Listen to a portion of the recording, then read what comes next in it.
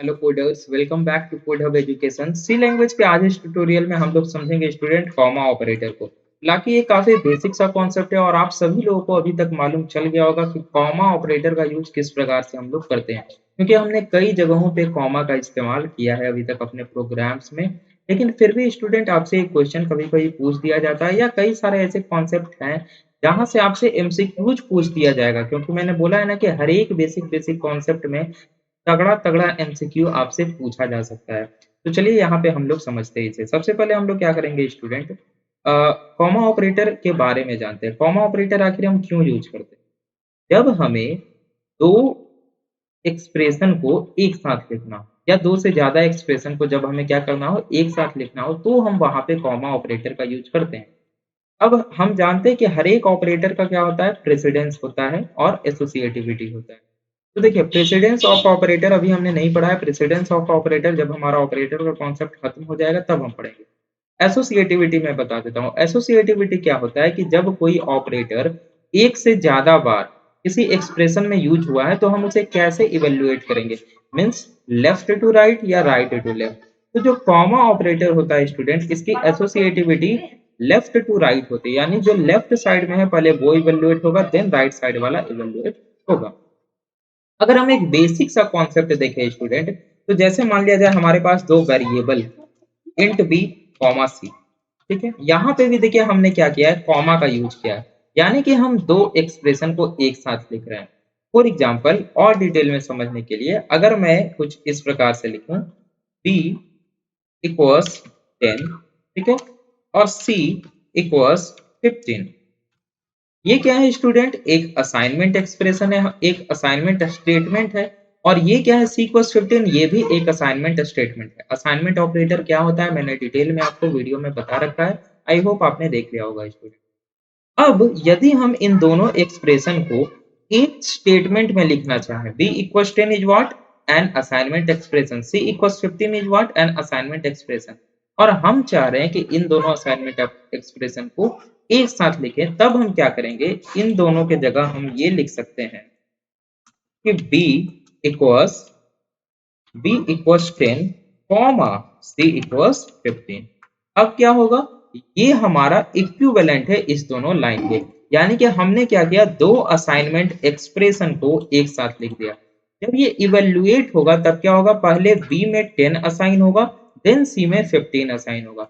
अब ये एसोसिएटिविटी की जरूरत क्यों पड़ी, खैर हम लोग एसोसिएटिविटी ऑफ ऑपरेटर जब पढ़ेंगे तो डिटेल में इसे पढ़ेंगे। एक एग्जांपल मैं दे देता हूँ। जैसे एक एक्सप्रेशन यहाँ पे लिखा हुआ है जिसमें मान लिया जाए सी यूज हो रहा हो और सी यहाँ पे मॉडिफाई हो रहा है, ठीक है। तो अगर हम c इक्वल्स 15 यहाँ पे कर देते हैं तो c का ये वैल्यू यूज होगा यहाँ, नहीं तो c का पहले वाला वैल्यू यूज होगा।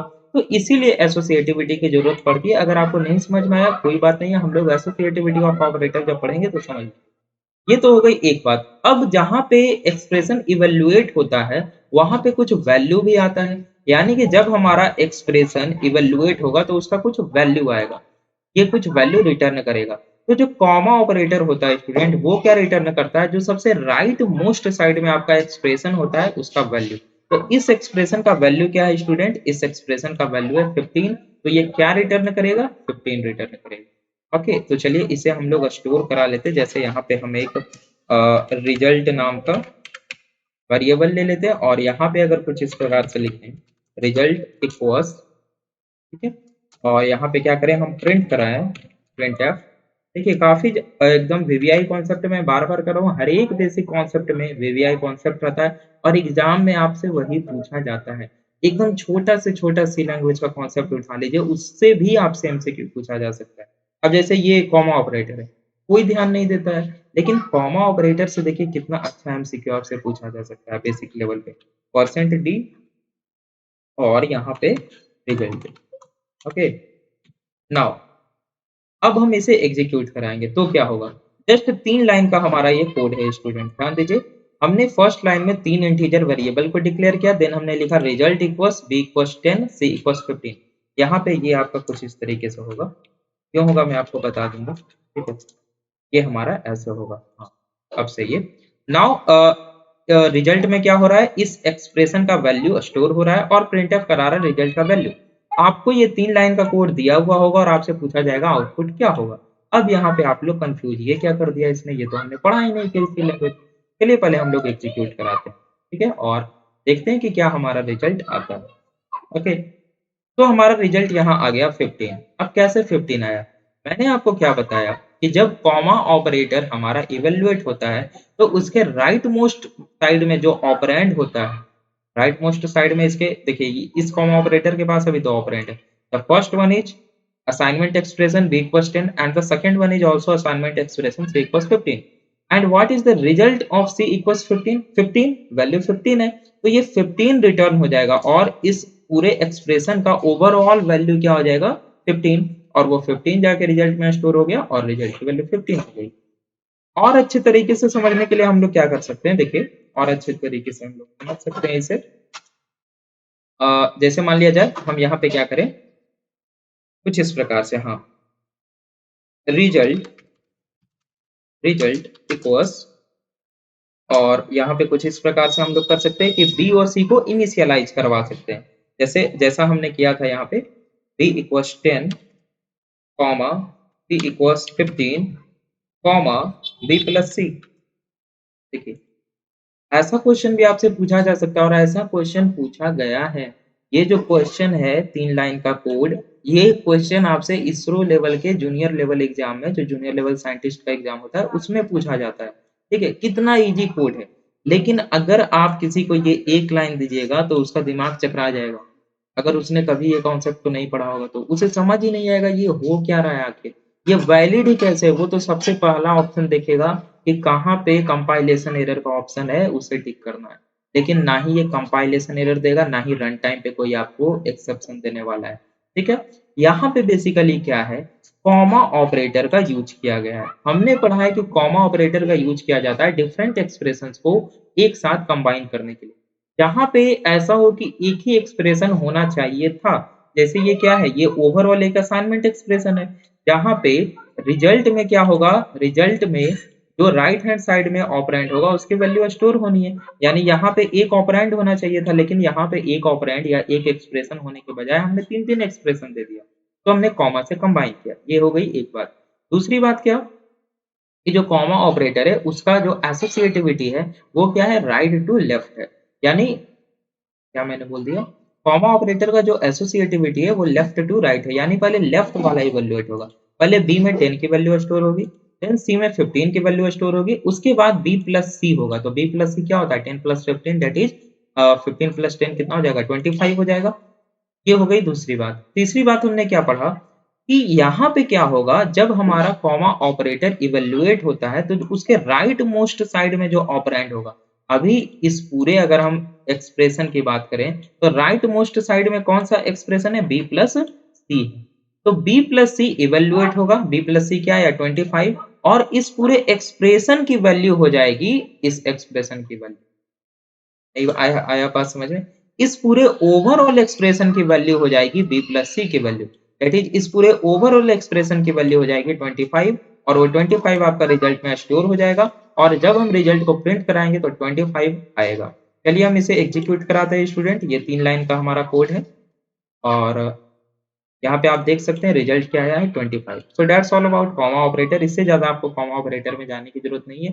सबसे जो एक तरह से बोल सकते हैं हार्डेस्ट क्वेश्चन पूछा जा सकता है कॉमा ऑपरेटर से, वो मैंने आपको बता दिया। इससे ज़्यादा कॉमा ऑपरेटर से आपसे क्वेश्चन नहीं पूछा जाएगा, और हाँ, पूछा जा सकता है इससे ज़्यादा हार्ड, मतलब दूसरा टाइप नहीं हो सकता है पूछने का, ठीक है? जो टाइप था वो मैंने आपको बता दिया। इसमें और भी थोड़े बहुत मॉडिफिकेशन किए जा सकते हैं, जैसे फॉर एग्ज़ाम्पल एसोसिएटिविटी के लिए क्या किया जाए, यहाँ पे इंक्रीमेंट ऑपरेटर का यूज़ कर दिया जाएगा और सी का यूज़ यहाँ पे कर दिया जाएगा। तो कन्फ्यूजन यहाँ पे ये आ जाएगा कि यहाँ पे हम इंक्रीमेंटेड सी का यूज़ करें या यहाँ पे, जैसे फॉर एग्ज़ाम्पल इतना बोलने से अच्छा है कि इतना, क्या? देखिए, जैसे यहाँ पे क्या किया गया, फॉर एग्ज़ाम्पल हमने किया b इक्वल्स 10, देन हमने किया प्लस प्लस बी, या बी इक्वल्स 10 हमने किया, और उसके बाद प्लस प्लस बी और बी प्लस, या फॉर एग्जांपल ऐसे कर सकते हैं, ठीक है? बी इक्वल्स 10 जैसे था, सी इक्वल्स 15 देन हमने किया बी प्लस प्लस, कॉमा हमने किया बी प्लस सी।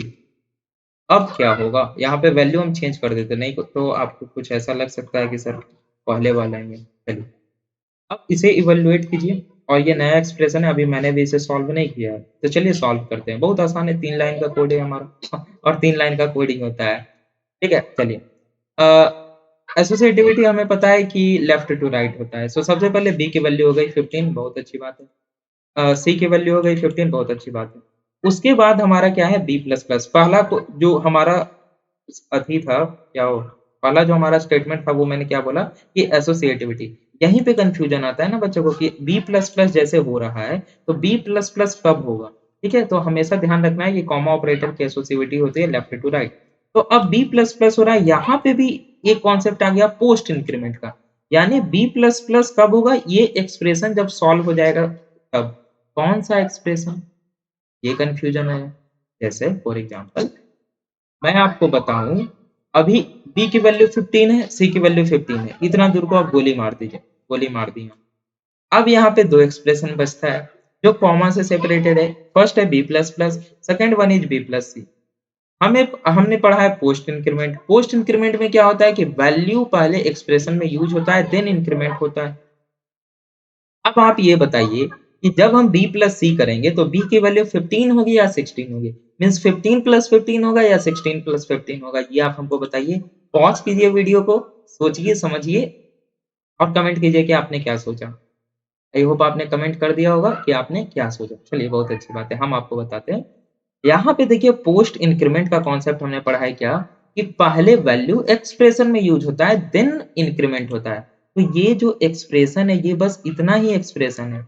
बी प्लस प्लस खुद अपने में एक एक्सप्रेशन है। ठीक है, क्योंकि दूसरा एक्सप्रेशन कॉमा के बाद फिर दूसरा एक्सप्रेशन स्टार्ट हो जा रहा है। आपको बी प्लस प्लस को इससे कंबाइन नहीं करना है। ठीक है, कॉमा से सेपरेटेड है। यानी कि बी प्लस प्लस एक्सप्रेशन में बी की वैल्यू पहले इवेल्युएट होगी, तो यहाँ तो बी का वैल्यू कहीं यूज हो नहीं रहा है, तो बी का वैल्यू सीधा इंक्रीमेंट हो जाएगा। यानी बी का वैल्यू हो गया अब 16, और उसके बाद एसोसिएटिविटी ऑफ कॉमा ऑपरेटर के अकॉर्डिंग ये वाला यानी बी प्लस सी आपका इवेल्युएट होगा, डेट इज इंक्रीमेंटेड जो बी का वैल्यू है 16 प्लस 15। तो कितना हो जाएगा, 15 15 30 31, यानी कि 31 ये आपका हो जाएगा। और हमें पता है तीसरी बात क्या, कि कॉमा ऑपरेटर जब इवेल्युएट होता है तो जो राइट मोस्ट साइड में ऑपरेंड होता है उसका वैल्यू एक्सप्रेशन का ओवरऑल वैल्यू हो जाता है। तो इस एक्सप्रेशन का ओवरऑल वैल्यू हो जाएगा 31, और इस रिजल्ट में जाकर स्टोर होगा 31। अब मे भी सही हो सकता है, गलत हो सकता है, हम एग्जीक्यूट करके देख लेते हैं। ठीक है, मुझे लग रहा है कि 31 आना चाहिए और 31 ही आया है। ठीक है, तो आपको भी इसी तरह कॉन्फिडेंट रहना है, हालांकि हम कॉन्फिडेंट थे नहीं। ठीक है, 31 आ गया। तो इससे ज़्यादा, हाँ एक बात और है ये, कि हमने यहाँ पे ब्रैकेट का यूज़ किया है। क्यों ब्रैकेट का यूज़ किया है? क्योंकि जब हम पढ़ेंगे स्टूडेंट प्रेसिडेंस ऑफ ऑपरेटर, तो असाइनमेंट ऑपरेटर का प्रेसिडेंस ज़्यादा है एज कंपेयर टू, ज़्यादा बोले या कम बोले, देखिए मीन्स असाइनमेंट ऑपरेटर जो है वो पहले इवैल्यूएट होता है as compare to comma operator. यानी कि असाइनमेंट ऑपरेटर अगर हम यहाँ पे ये ना दें, ब्रैकेट ना दें, तो ये पहले इवैल्यूएट हो जाएगा। ठीक है, लेकिन हम चाह रहे हैं कि हमारा ये एक्सप्रेशन पहले इवैल्यूएट हो, इसीलिए हमने यहाँ पे ब्रैकेट का यूज़ किया है। जब हम लोग प्रेसिडेंस पढ़ेंगे तो आपको और अच्छे से क्लियर हो जाएगा। तो that's all about comma operator, इससे ज़्यादा हमें जानने की ज़रूरत नहीं है स्टूडेंट। और अगर आपको इस वीडियो से कोई भी इन्फॉर्मेशन मिला है, थोड़ा-सा भी आपको इन्फॉर्मेशन लगा है कि हाँ, हम नया चीज़ सीख गए आज, ऐसा सवाल आए तो बना सकते हैं एग्ज़ाम में, तो आप प्लीज़ वीडियो को लाइक कीजिए। चैनल पे नए हैं तो चैनल को सब्सक्राइब कीजिए और बेल आइकन को क्लिक कीजिए, ताकि आपको जो नेक्स्ट वीडियो आए, और नेक्स्ट वीडियो में हम लोग डिस्कस करेंगे साइज़ ऑफ ऑपरेटर के बारे में। तो आप लोग ज़रूर से बेल आइकन को क्लिक कर दीजिएगा। मिलते हैं हम लोग अपने नेक्स्ट वीडियो में। Thanks for watching.